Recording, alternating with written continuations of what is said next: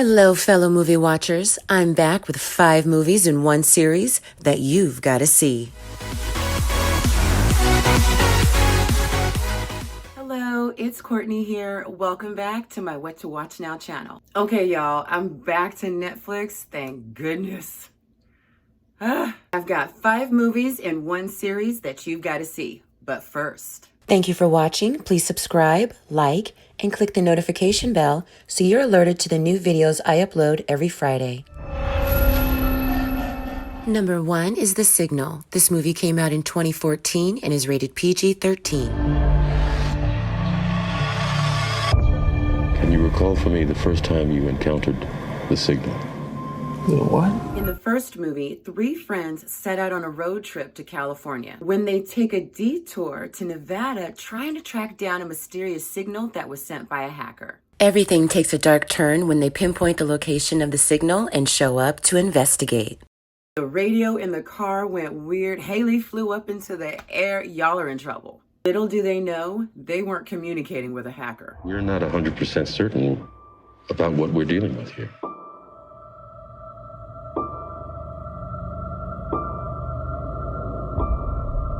I've seen this sitting on Netflix for a while and just kind of kept going by it because I'm not really a sci-fi type person, but I'm so glad that I took the time and sat down and watched this one because it kept me entertained.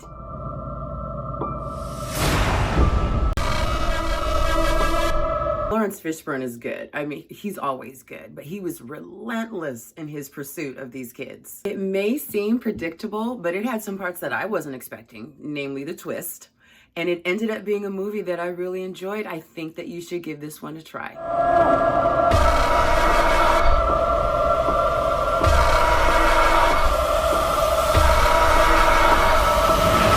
Number 2 is The Town. This movie came out in 2010 and is rated R. 4 men made me open the safe. They took me as a hostage. How many of us haven't seen The Town? Raise your hand. Okay. Ben Affleck is Doug and Jeremy Renner is James, and they star in this crime thriller that's going to test love and their friendship. The 2 friends are bank robbers and recently took a hostage, Claire. Now that they've learned she lives near their homes, it's time to find out what she knows. So Doug takes her out. I mean, that's the quickest way to the info. And then he takes her out again. And just like that, his fact-finding mission has got him catching feelings. Damn it, Doug. Are you in love with me? Yes. This doesn't work for James. Nor does the fact that Doug now wants to leave the life and start anew with Claire in Florida. James basically ends up guilt-tripping Doug into doing one last job, and of course, everything goes wrong. She's the one person that can give us the facts. She didn't say anything. Get that in your head. I want to go with you. I'm leaving with somebody else. Number 3 is Unsolved Mysteries. The original series aired on television from 1987 until 2010 and now is back on Netflix in 2020 and is rated TVMA. I saw a lot of lights. All of a sudden, everything erupted loudly. I get goosebumps thinking about it. It was the first show I ever watched that asked viewers to call in if they had info, and it is back, y'all. I can remember sitting as a child watching this show when it was on TV with my mom thinking, oh my God, this is real? Like, these are real stories? I think they were probably taken by people who were desperate. I have no memory of the lost time. The series starts with the disappearance of Ray Rivera, and immediately I'm hooked. What in the world happened to this man? Did you guys see this one? You have to watch this one. This episode being first, it gets you. It gets you hooked. You get engrossed. I started taking notes. I was like, girl, put the pencil down. Like, what is going on? Like, I was that much into it. Just like, what, you found him where? Through what? How? Like, it was that crazy. The details were like, this is not, wait, hold on.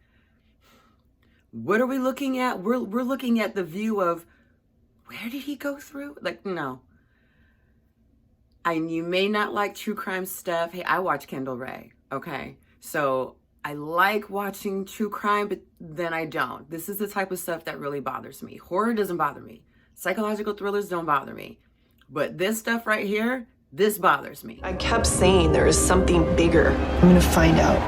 All these years, we never spoke of it. This case needs to stay open. It should have never closed. I'm here because I think there's hope. I really do. If you know something, please come out. Number 4 is The Darkness. This movie came out in 2016 and is rated PG-13. Do you know?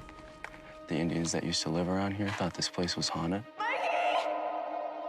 Legend says that the guardians of their spirit world lived in the rocks and the trees. That one day,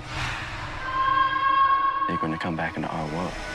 See, this right here, this is why my children are not allowed to go run off by themselves and play. Gonna bring home some rocks, and now the family has got darkness in their house. The Taylor family took a vacation to the Grand Canyon where their son Michael took a set of rocks that are now causing strange and paranormal events to happen in their home. Now you got a demon or something in your house and it's attached itself to your son. Kevin Bacon was good. I mean, he wasn't footloose good, but he was good. The god you might be familiar with cannot help you now. I enjoyed this movie. Not quite a horror, but it had enough supernatural thrills to keep me interested. 1, we're all gonna pay. 2, for what we've done. 3, 4, 5.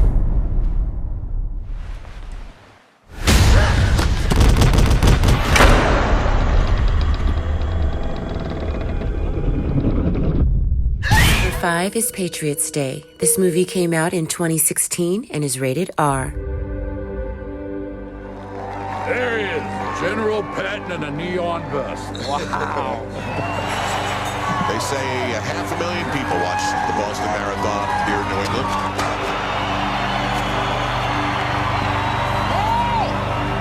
Hey, you behaving yourself?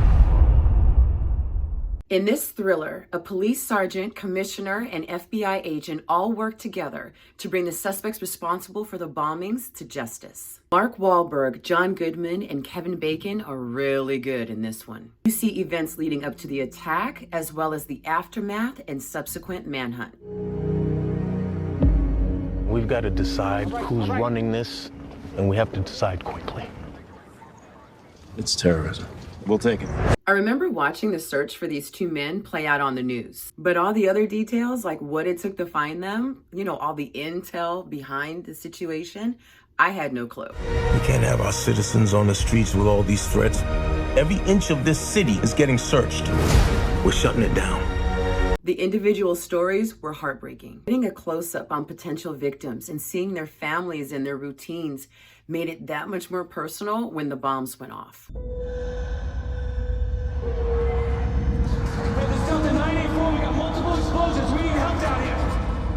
I really enjoyed this movie. Victims, first responders, everyone worked together to get through this horrific time. Wrap our arms around each other. I don't think there's any way that they can ever win. The last movie on the list is Double Jeopardy. This movie came out in 1999 and is rated R. Every love. If you like it, it's yours. If I like it. There is a moment. We should do this more often. Go away, just the two of us, with nobody else around. Never to be forgotten. Libby goes to sleep one night out on a boat with her husband and wakes up covered in blood. There's blood all over the boat and her husband is missing. Nick?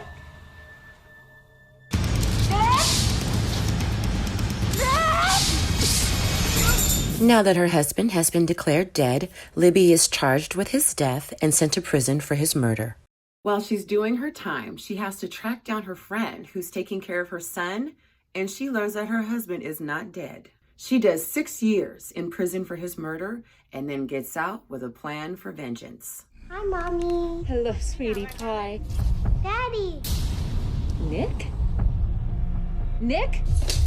This movie was the first time I personally had ever heard the phrase double jeopardy. You know, where you can't be tried twice for the same crime. As soon as it was recommended to her in the movie, I was like, girl, that's what you should do. Get him. You ever hear something called double jeopardy? The state says you already killed your husband. They can't convict you of it a second time. That means that when you leave here, you can kill him. Tommy Lee Jones was good, but I mean, isn't he always? Another great movie from the 90s. And this right here, this was Ashley Judd's heyday, honey. This was when she was making good movies. If you've already seen it, now's the perfect time to watch it again. And if you haven't, well, you're in for a treat. It's over, Libby. You cannot know what it is like to sit in prison and think of nothing else in the world but your son. Did I make the right choice? I didn't have a choice. I learned a few things in prison. I could shoot you in the middle of Mardi Gras and they can't touch me. That's it for this list. I hope I gave you some good suggestions. If you hadn't had an opportunity to go ahead and subscribe, please take the time to do that now. I would really appreciate it. And I will see you next Friday with an all-new list. Bye-bye.